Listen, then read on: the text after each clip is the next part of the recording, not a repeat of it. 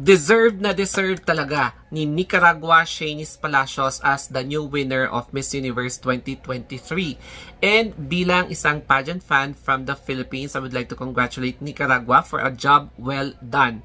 So, makikita nyo na it is rare for a small country like Nicaragua to send a super high caliber candidate such as Shanice Palacios. Kasi bihira, as in talagang magkaroon ng consistent na every year nagpapadala sila ng super competitive na candidate. And minsan lang ito mangyari sa Nicaragua, kaya ibigay na natin yung ating congratulatory message kay Shanice Palacios. And marami pang darating na mga blessings sa kanya, kaya super kontento ako sa pagkapanalo niya, and of course for our own Michelle D sa top 10. Maraming salamat nga pala sa nag-comment ng positive tungkol sa previous vlogs ko kay Shanice Palacios. Yung isa is kung malakas nga ba siya talaga na candidate, and yung isa is legit nga ba na tinik siya kay Michelle D. And eto yung mga comments na positive. So, hindi ko inaakala na gustong-gusto nyo pala yung pageant vlogs ko. And once again, follow me sa aking Instagram, The Story of Anthony, kasi 1,000 followers na tayo. Thank you so much. And eto na, simulan na natin ang 5 reasons bakit nanalo si Shanice Palacios. And let us now begin with number 1. The stars naka-align talaga sa kanya na manalo bilang isang Miss Universe. Kaya nga gaya ng sinabi nila, kahit na gaano ka-perfect, ka-prepared, as in ka-qualified ka, kung hindi para sa iyo yung kapalaran, hindi talaga. Pero kay Shanice Palacios, talagang more than perfect talaga sa kanya. Lahat as in umaayon sa kapalaran yung kanyang destiny bilang new Miss Universe. And nagpapasalamat ang Nicaraguans para sa kanya dahil nagbigay siya ng rare na karangalan para sa bansa nila, lalong-lalo na sa patimpalak ng Miss Universe dahil minsan lang sila magkaroon ng ganitong kalakas na kandidata. Kaya congratulations kay Shanice Palacios, you really did well, and talagang with all the heavens above, naka-align talaga para sa kanya, sa ayaw niya at sa gusto niya. She is now your Miss Universe. Kahit na ayaw at sa gusto nyo, siya talaga ang Miss Universe na nakatakda. The second is experience. And indeed, experience is the best teacher talaga, no? Nag-join siya sa mga national pageants, regional pageants, and then sumali siya sa Miss World, and isa siya sa finalist, diba? Quarter finalist if I'm not mistaken, and then nagka-pandemic. So, ngayon, may comeback siya.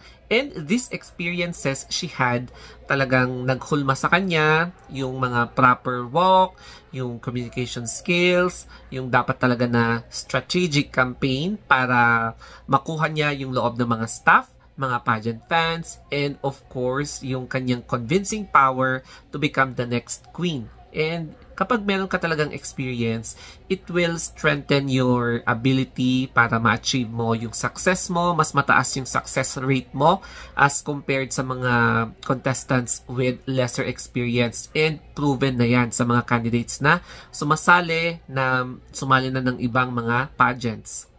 Ang third naman is yung kanyang genetic profile. Ang isa dyan na very visible is yung kanyang height. I believe she is one of the tallest, na yung height niya is 6 foot or 5 feet 11 inches and half, mga ganon. Basta nasa ganon yung kanyang height. That's why kapag nagpapapicture siya yung mostly na mas patangkad kaysa sa mga kasama niya na napipicturan or nabivideohan.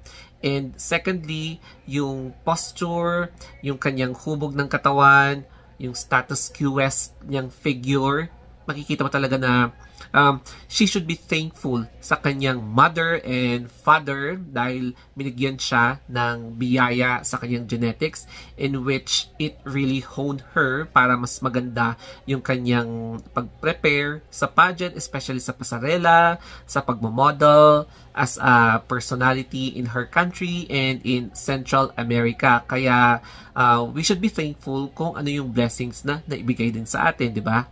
The fourth is performance. And then, combination of styling, no? Kapag maganda yung performance mo, tapos maganda pa yung mga gamit mo, with all the confidence, yung flawless, tapos yung stage presence mo, combination lahat yan, maganda talaga yung magiging resulta. So as you can see sa preliminary competition, she really made a very flawless performance, tapos yung combination lahat, maganda yung styling, yung gown niya, the swimsuit, bumagay sa kanya, yung napaka-pulido yung posing niya, yung lakad niya, yung pasarela niya. Nakikita mo talaga na wow, napaka-perfect ng walk niya, napakalinis, tapos ang lakas talaga ng dating. Ayan no, so pati yung light dumadating na sa akin. Ganun kalakas yung dating ni Nicaragua. So marami talaga nagsasabi na siya ang Queen of the Ramp. Kung may award na Queen of the Ramp, and syempre, na-arouse din niya sa Q&A sa top 5 and then top 3. And deserve naman talaga niya, di ba? Number 5, she is likable. Di ba? Narinig natin yan sa mga members ng staff na a Miss Universe should be likable. Tapos, yung persona niya, napaka-positive, wala kayong makikita na negative attitude niya, wala siyang pinapakita na strong characteristic, wala siyang strong personality, I should say, hindi siya mataray, she is very approachable, hindi siya snob, walang chismis about sa kanyang ugali. That's why marami ang nagkakagusto sa kanya, they love her, people love her, and that is one aspect na hinahanap nila sa isang Miss Universe or hinahanap nila sa batch na ito. Kapag nagkakaroon kasi ng issue, 'di ba? Usually hindi nakakapasok ang isang candidate.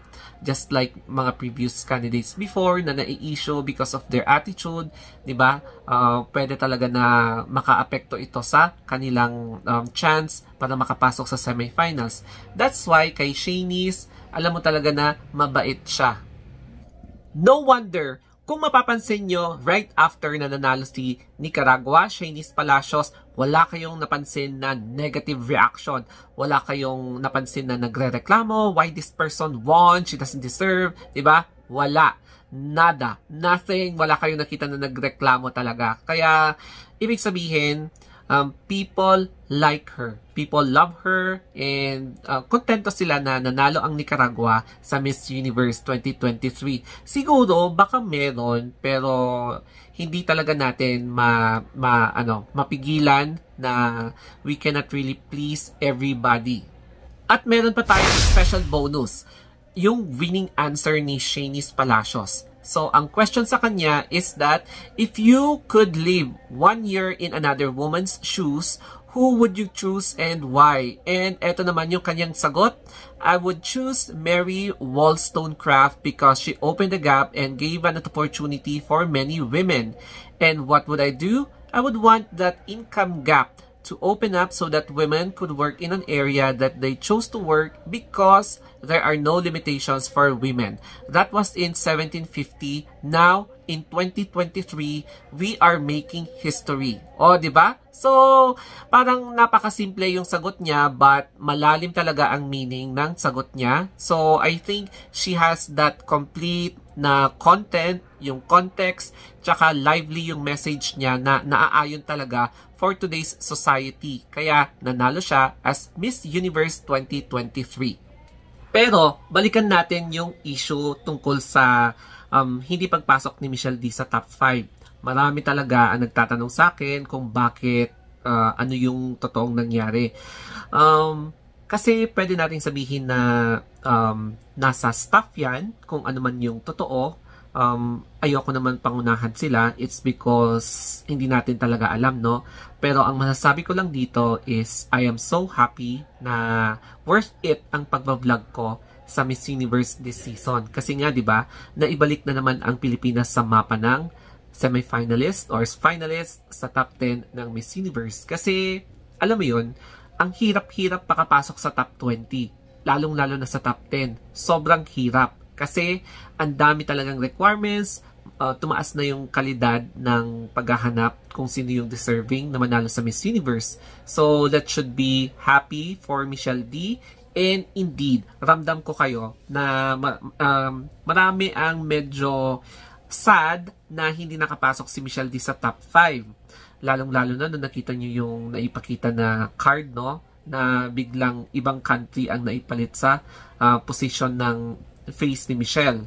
So, syempre, nakakalungkot, of course, but wala na tayong magagawa nangyari na. And let us be happy na lang kung sino yung naka-place, nakapasok sa top 5. It's because hindi rin natin mapapalitan yung nangyari na. And syempre, I am also happy for the win of Nicaragua kasi first time, mukhang magkakaroon ng matagal na panahon bago ulit pangyari yon sa mga smaller countries na bihira magpadala ng super de kalidad na candidates such as ni Shanice Palacios. So, sobra talagang masaya ang country yon, and I am very sure after ng reign niya as Miss Universe, magiging artista talaga siya o kaya pwede maging prominent figure in her country after ng kanyang reign. Once again, nagpapasalamat ako at gustong-gusto nyo na nagdi-discuss ako about pageant topics in which matagal ko na talaga dinidiscuss. Ngayon lang talaga ako nag-focus. And as in, ngayon sobra. Ito lang yung hindi ko inaakala na tututok talaga ako sa Miss Universe. And ang next topic naman natin is all about El Tocuyo. So, may 3 country vying for the El Tocuyo Award. And syempre, they are Dominican Republic, Mexico, and France na laging nasa top list pero hindi sila natawag sa top 10. So, ang El Tocuyo, it means na sila yung mga laging nasa hot list or top picks or favorite na nilalagay ng mga pageant fans, pageant critics, pero nung actual pageant na, hindi sila tinawag sa top 20. So, they failed to make the cut. So, yun yung ibig sabihin ng El Tocuyo. And the El Tocuyo is derived from the word Tocuyo. So, yun yung place kung nasaan si Miss Venezuela. So, na-unplace siya noong 2016 kasi taga El Tocuyo, Venezuela siya. Kaya, since then, nung hindi siya nakuha as top 6 semifinalist, doon na nagsimula yung El Tocuyo na pangalan. So, dati, ligwak ang term, tapos Ocomares Award kasi meron ding super favorite na candidate before na hindi nakuha sa top 20. Ngayon, mas sumikat yung El Tocuyo, kaya El Tocuyo na siya. I-discuss ko na lang to sa isang video. Okay? So, sana may natutunan kayo dito sa video na ito, especially about pageant 3. And sana din panoorin nyo ako even after pageant season. So, once again, this is Anthony and thank you so much. Have a nice day.